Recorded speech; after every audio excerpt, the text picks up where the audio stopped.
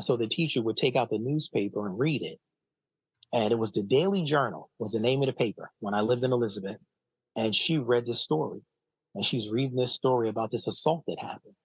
And I'm sitting there dying inside because it was me. Like, it was my family that she was talking about.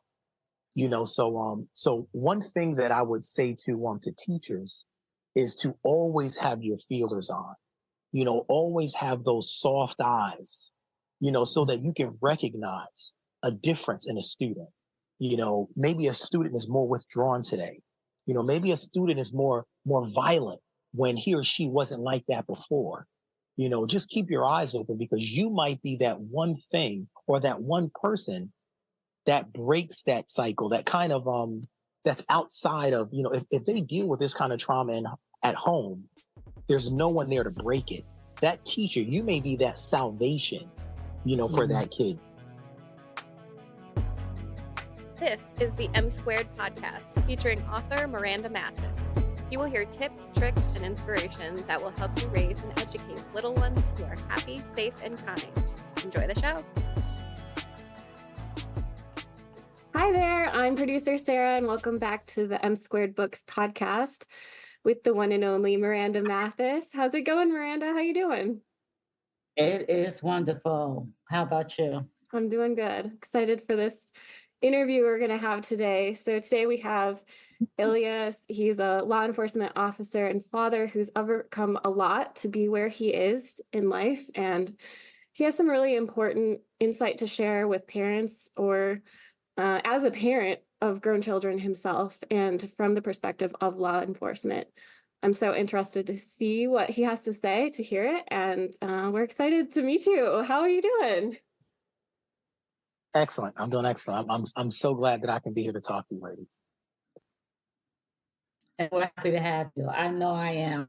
I can identify with brothers and sisters in blue. So this is exciting when I get someone who represent my background and I can talk to. And this is going to be an awesome podcast.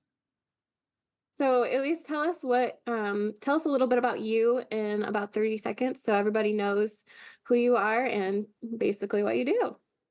Okay. My name is Ilyas Muhammad. I am a detective in Plainfield, New Jersey. I work for the Plainfield Police Department. I've been there for 17 years. I guess what makes me a little different than most officers, number one, is my journey to law enforcement. I think maybe when I was about 2 to 3 years on the job, maybe 4 years on, one of my mentors said to me, he said, because he knew that I had a past in writing, in the music industry, he said that you should write a book. And I asked him, I said, about what? He said, about yourself. He said, I think that your life experience would really help a lot of other people. So I sat on it maybe for about 2 weeks, and I kept thinking about it. And it was almost like a gift from God. Like, it started to write itself in my head for several weeks. And it wasn't until when I sat down in front of the computer, my fingers wouldn't stop. So that's what kind of brought me to where I am now, was being able to write that book. It was released in 2019. I wrote it under the pen name M.G. Robinson, and the book is entitled Overseer. And like I said, that book is about my journey to law enforcement, because my journey was not the typical journey. I am not the son of a police officer. There were really no law enforcement officers in my family. There was probably more criminals than anything. And that gave me a different perspective on the job. And then growing up, in the inner city in Elizabeth, that's the city that I was raised in. Me and my family, we went through a lot of hardships, and I think that's what ultimately led me to develop into the law enforcement officer and the person that I am today. And I tried to encompass all of that in the book, starting with my childhood, talking about my parents, going into my pre-police life, talking about the trauma that my family and I dealt with, and then eventually going into, in the book, my life as a police officer and how that trauma kind of helped me to become a better cop. That might have been more Wonderful. than 30 seconds, but That was wonderful. Very, very well said. And you know what? This is what we're going to talk about. We're going to talk about your book and what led you to writing it. You know, I have your book right in front of me. I'm going to hold it up so everyone can see it. This oh, is your, nice. now, I love the cover. Did you come up with this cover? Like what's behind this? uh, What story the, is this cover?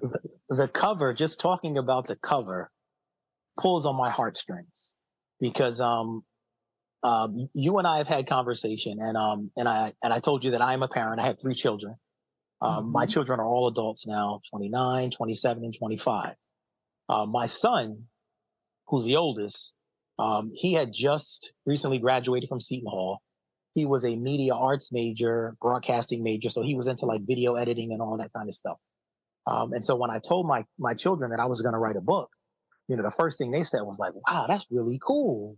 Like, my dad's going to write a book. So once I was about halfway through, I called my son downstairs, um, and I said, "Hey, man," I said, "I want you to design my cover for me." And he said, "Are you serious?" I said, "Absolutely." I said, "And I don't want to just ask you to do it." I said, "You're a professional." I said, "I'm going to pay you just like I would pay someone else." So I gave him a rough copy. I think it was maybe the first two or three chapters of the book. I gave it to him. I said, "I want you to read it." I said, "And I want you to create whatever that makes you create." He got on his laptop. He was there for about 4 hours. He told me to come downstairs. He said, "I have something for you." And he showed me that. And I almost went into tears. I was like, Hmm. I said, "You took exactly what I was trying to capture on the cover because, the front, with it being the officer, and then on the back, the slave master on the horse, and then how I relate that to the KRS-One song. Like, it was just amazing. So it was my son. That was all my son who did that. I give Well, him the credit. kudos to him. Big hand clap to him. And it's nice to have someone in your family, someone you can turn to, a family member that can catch on to your vision and move forward. So let's get into the book. Let's talk about some of the things in your book. You talked about some trauma you've had to deal with as a child and overcome as an adult. Can you tell us a little bit about that and how it possibly impacted your career and made you who you are today? Absolutely. Both of my parents dealt with their own demons. My father, who was a U.S. Marine, a Vietnam vet, who was in the war. He won a Purple Heart for saving the lives of members in his unit while he was over there. Um, Oddly enough, like my father obviously went over there right after high school, so he saw all kind of things. Mhm. But he never talked to us about what he saw. He never talked about the war. I mean, he really kept everything bottled in.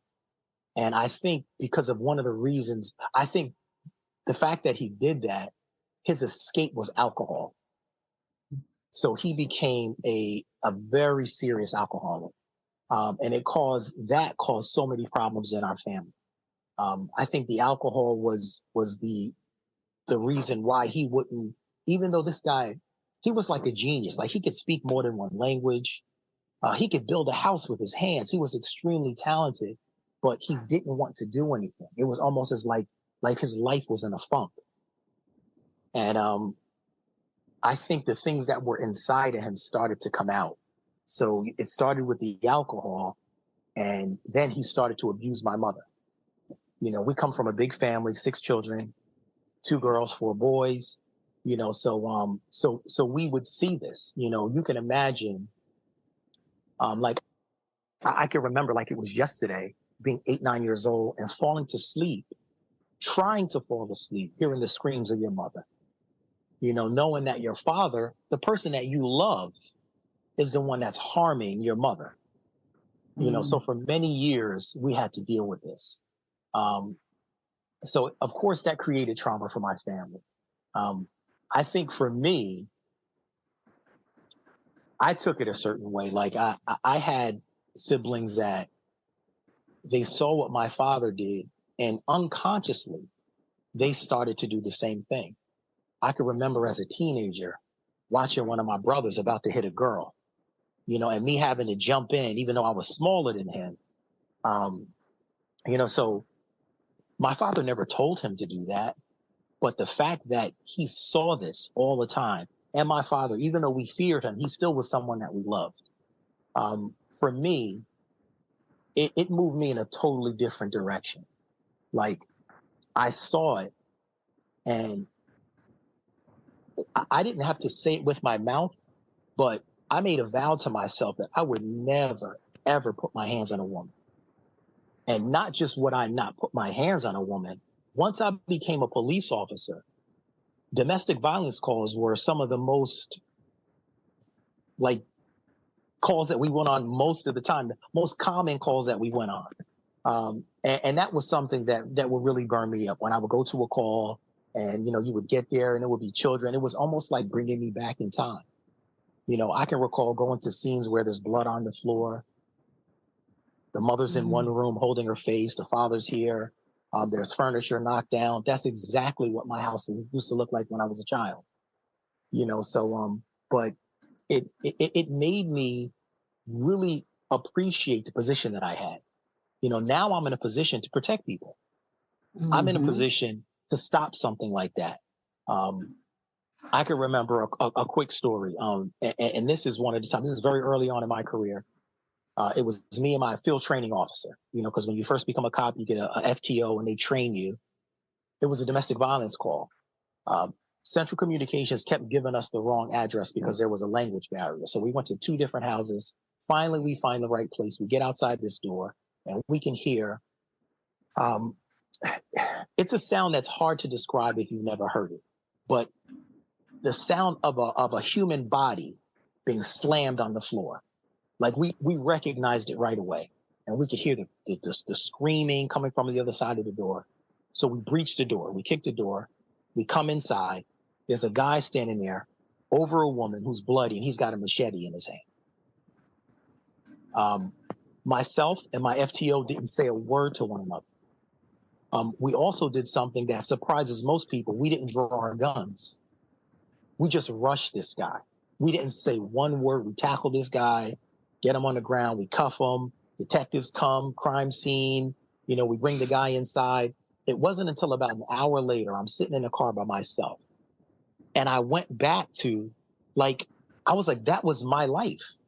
I literally did something to save someone else. And I said, I've done some pretty cool things in my life, but nothing kind of tops that. So I think that, for me, the trauma of the domestic violence, it made me a better police officer. My mother was someone who struggled with substance abuse. So that's another thing that we saw. And that obviously made me look at things a lot differently. For several years of I'm sorry. No, go on. You going to ask something? No, go on. I was going to say, for several years of my career, I was a narcotics detective. So in narcotics detectives, as a narc, you deal with, most of the people that you're arresting, the informants that you're dealing with, they're all people that have substance abuse issues. And if you do it for long enough, you kind of get cold to it. Like you could hear cops, calling a person this kind of name, a derogatory name. But for me, it was different. Like if we brought someone and that was a woman, I saw my mother.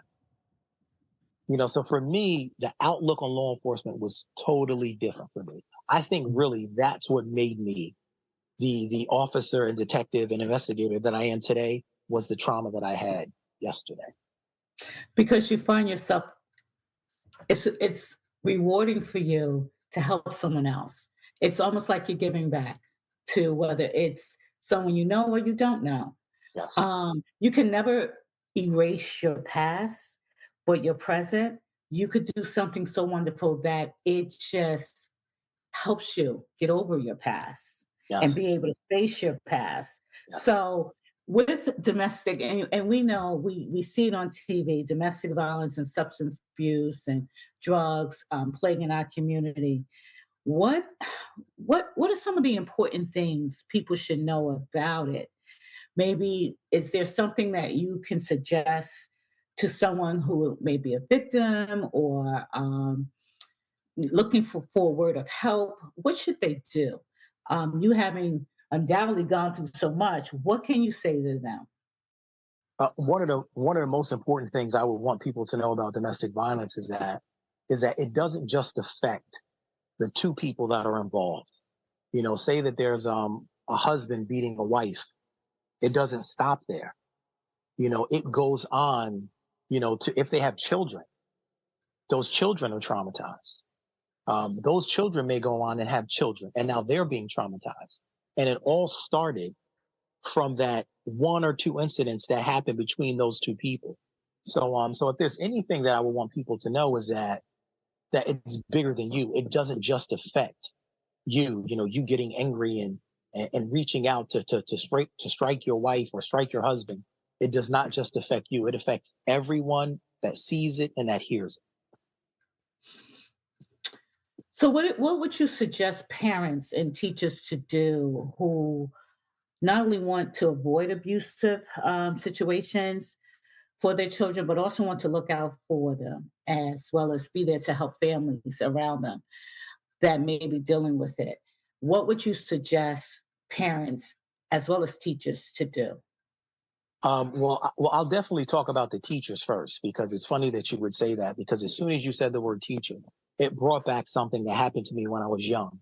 Um, there was one incident where my father had beat my mother really bad. I get home, my house is a wreck. There's blood all over the place. There's police there. There's press. A day or two later, I got to school, and one of the things that it may have even been a week later, but one of the things that we would do, I think I was in like the fourth grade. One of the things that we would do in class is we would do current events, and so the teacher would take out the newspaper and read it, and it was the Daily Journal was the name of the paper when I lived in Elizabeth, and she read this story, and she's reading this story about this assault that happened, and I'm sitting there dying inside because it was me, like it was my family that she was talking about. So one thing that I would say to teachers is to always have your feelers on, always have those soft eyes, so that you can recognize a difference in a student. Maybe a student is more withdrawn today. Maybe a student is more violent when he or she wasn't like that before.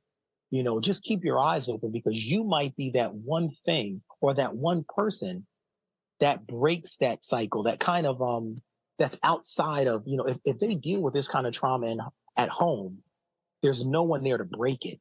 That teacher, you may be that salvation, for Mhm. that kid. So I would just tell a teacher to keep your eyes open, keep your feelers out there, and always pay attention to your young ones.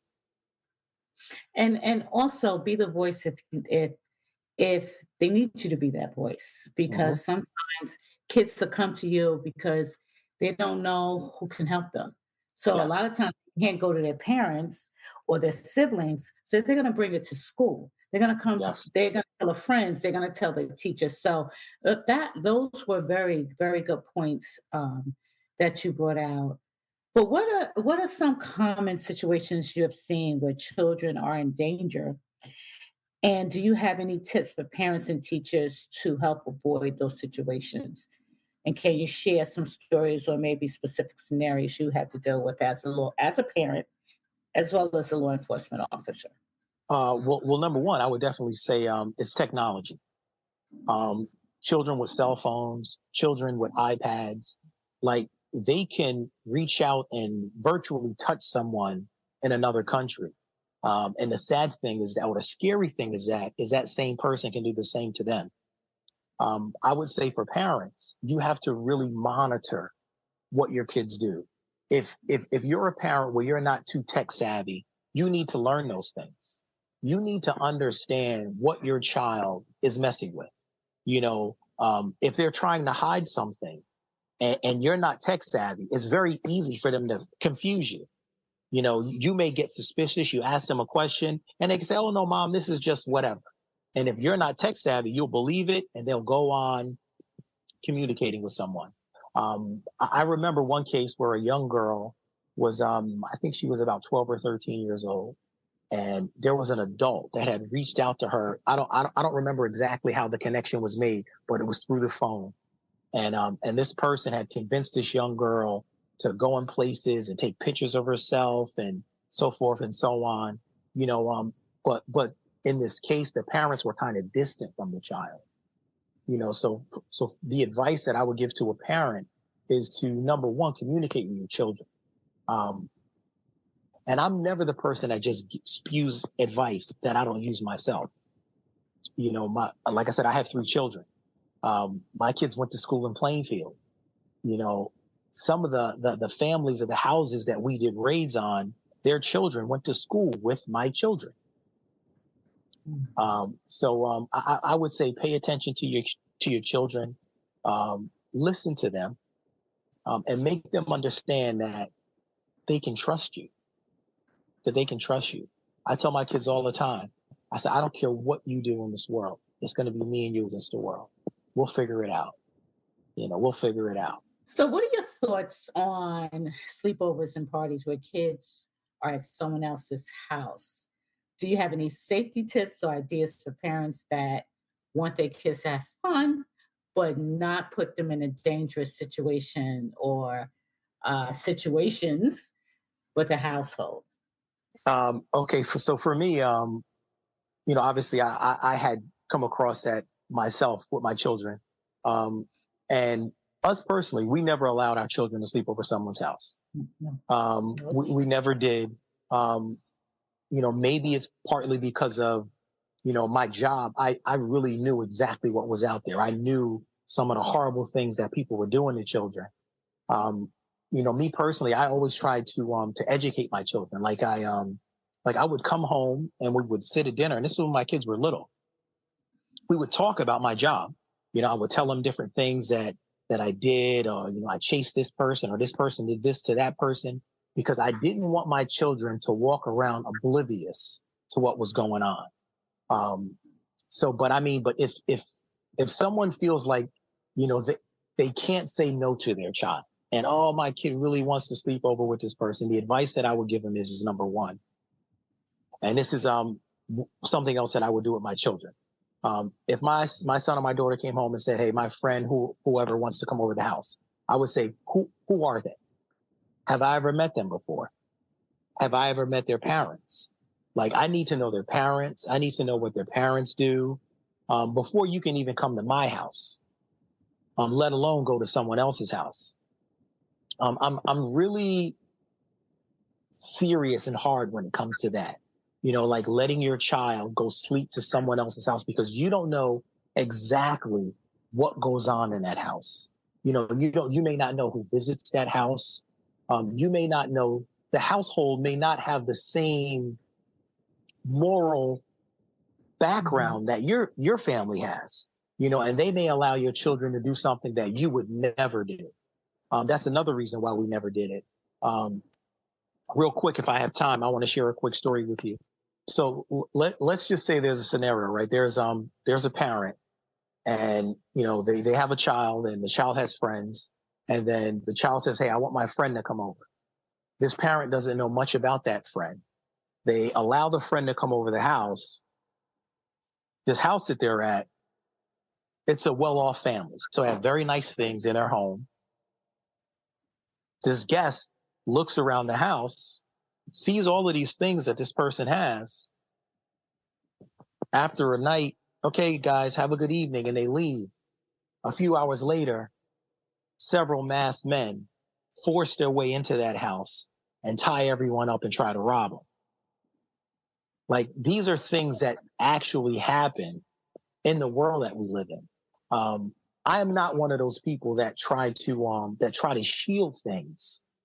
Obviously, if you're a little child, if you're 5, 6, that's one thing, you know. But I'm a firm believer that you should educate children on what's out there, so that they know that they don't become a victim of it. One of the things that this job does, you know, I see a lot of beautiful things. You know, don't get me wrong. I come across some beautiful people, people that do things that make my day, and I may think about it for weeks. But at the same time, you know, you really see the depths that people go to hurt one another. So I just would tell parents to be very careful when it comes to allowing your children to sleep over someone else's house and vice versa. Okay.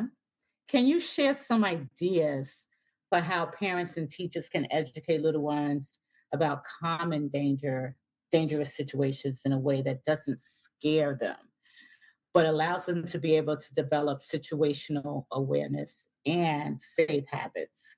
You know, just for an example, my books, my safety books are examples. It's a way to open up dialogue so that parents can communicate with their kids in a safe manner Hmm. or a watered down manner, and not to scare them, because we don't want our kids to walk around fearful, but we want them to be aware, and we Yes. want them to know that everyone will not like you and everyone will not be kind to you. Hmm. However, what do you do if you're faced with these type of scenarios or situations? So can you share or educate us, or educate myself, teachers, parents, as far as what are some of those common dangerous situations that they can be faced with, so that when they're faced with it, what should they do? How should they act? Going back to what I talked about technology, if your child, now you've got kids that are 8 years old, 7 years old that have cell phones. Um, as a parent, you have to educate your children on what to do if your child gets a text message from someone that's not someone that they know. The scary thing now is that with AI and people being able to generate things that sound like someone else's voice, Mm, like I think we're past the point where I understand what you're saying about you don't want to scare the children, but I think there's so many things out there that we really need to educate them on it. We need to tell them, like, listen, um, there is actual apps where somebody can call you and sound like me. A yeah. parent might want to give their child a secret Yes. word, a secret Yes. word, a safe word. So if somebody says, hey, it's me, mommy, you go right to that safe word. Mm-hmm. Maybe it's a pet's name, maybe it's your favorite sports team. And if that person can't give you that answer, you know that you're not talking to your mother. Um, Absolutely. but it's just so many things out there. Like when we were children, our biggest worry was they was like strangers. Yes. Oh, talk to strangers. That was it. That was it. Mm-hmm. But now with technology, cell phones and all of the different things that, you know, we work hard in law enforcement, right? To protect people, to catch someone that did something wrong. Teachers work hard to educate young people. Doctors work hard to save lives. Criminals work just as hard as we do at doing bad things. Mm-hmm. So that's why I think we're kind of past the point where, we don't want to just scare them. We really need to educate the children. Mm-hmm. And you said something, that safe word. I was looking at something today, and AI can now use someone's voice, meaning my voice, and get on social media Yep. and put out a message, and it will Yes. be my voice. And Yes.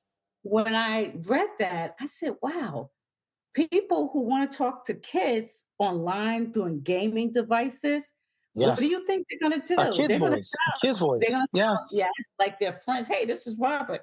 But now we've gotten so smart with technology that we're fooling our own selves. So Yes. now we Yes. have to come up with different ideas and safe words, safe places. You have to do it. And it's a shame because Yes, it when we is. were growing up, we were free. Yes. We Yes. could run out and Yes. play in the Yes. playground, walk to Yes. school a mile and a half away. Yep. Now it's Yes. so Those different. days are gone. Yes. It's so different. So I like that safe words. I think in a previous podcast when Sarah interviewed me, we were talking about safe words and having something that we want to give to our kids, because nowadays we have to have something. You have to Yes. have it for your spouses now, because Yes. you get someone with your spouse's voice coming up, Sarah, Yes. your husband, that's not my husband. Mhm. Meet me here, and it's so maniac. So you're Yes. right. You're right. So I thank you. I thank you for everything you said. It was so enlightening. I want everybody, please get Overseer MG Robinson. Uh-huh. Here it is again. And Sarah, I turn it over to you. Yeah, so speaking of the book, can you tell people where they can find your book and where they can follow you if they want to hear more? The book is available for sale at Barnes and Noble, Okay. Amazon, Lulu.com. You can go to any Barnes and Noble. If they don't have the book on shelf, they can order it and they'd have it to you probably in a couple of days. Um, as far as contacting me, Instagram is the best way. I'm MG Robinson on Instagram. Uh, I communicate with my readers a lot, through my inbox on Instagram, and it's really cool. I get a chance to talk to people who have read the book. Um, it's funny we talked about domestic violence. I talked to so many women that reached out to me that read the book that had been in domestic violence situations and dangerous relationships. And it just was refreshing to know that something that I wrote, they said that it made them feel better. So Okay. I welcome that. If somebody wants to reach out to me and you read the book, you have a question, even Yeah. if you think that there's something else, because I'm working on more books. So if there's something else that you think that you would like to see me touch on, of course, hit me on Instagram, MG Robinson on Instagram. Awesome. That's such a great resource. Mhm. Okay, can you give us, before we end, I want to make sure people have, this has been a lot of really important information.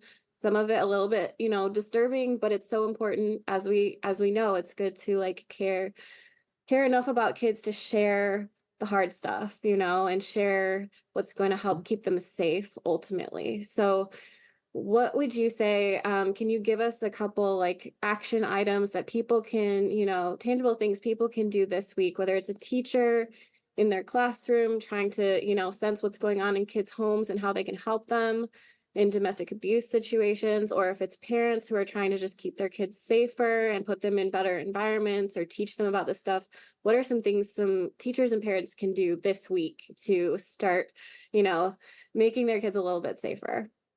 As far as teachers, they can, like I said, they can make sure that I always call it soft eyes.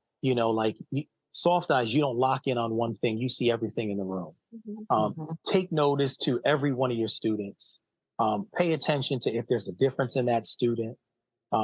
Show that student love. There's so many kids in a classroom, especially in the inner city, the kids that we deal with. Yeah. There's so many kids that are dealing with so much trauma at home. So much trauma. So for a teacher, I would just say, pay attention to your kids, be that voice of reason, be that person that gives them love. Mhm. And for parents, work on that safety situation with your kids as far as a safe word, because we are definitely in a time where somebody could call your child on that cell phone that you gave them and pretend to be you. Yeah. So if I was a parent, I would sit down with my kids and come up with a safe word. And you tell that kid, you don't tell anybody this safe word. This is our secret. And you keep that between you two. And those two things, I think, can help people be a little bit more safer moving forward. Love that. Excellent. That's Excellent. perfect. This has been a great conversation. Thank you so much for sharing your time and your experience. And Thank you for having me, ladies. I truly appreciate it. Oh, I loved it.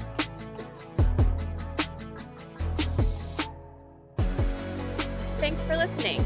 Head over to msquarebooks.com where you can find all the latest books and hear about upcoming events like live readings. See you next time.